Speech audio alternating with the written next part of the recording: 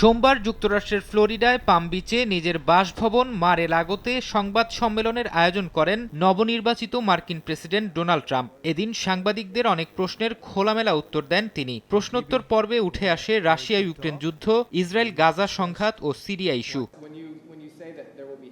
সাংবাদিকের এক প্রশ্নের জবাবে ট্রাম্প জানান, ইউক্রেন যুদ্ধ বন্ধে পুতিন ও জেলেনস্কির সঙ্গে কথা বলবেন তিনি। I don't think they should have allowed missiles to be shot 200 miles into Russia. I think that was a bad thing.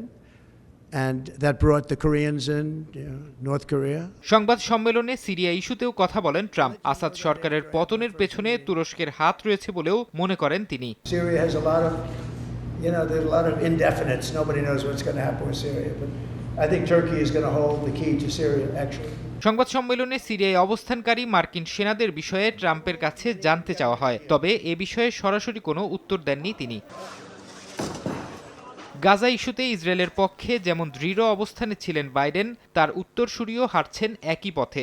এদিন সংবাদ সম্মেলনে ফিলিস্তিনের স্বাধীনতাকামী সংগঠন হামাসের প্রতি কড়া হুঁশিয়ারি দেন ট্রাম্প। বলেন, জানুয়ারির ২০ তারিখ মার্কিন প্রেসিডেন্ট হিসেবে শপথ নেয়ার আগে জিম্মিদের মুক্তি না দিলে হামাসকে পরিণতি ভোগ করতে হবে। যদিও ইসরায়েলি হামলায় অবরুদ্ধ গাজায় নিহত ৪৫,০০০ ফিলিস্তিনির বিষয়ে কোনো মন্তব্য করেননি নবনির্বাচিত মার্কিন প্রেসিডেন্ট। ফারহাদ চৌধুরী, সময় সংবাদ।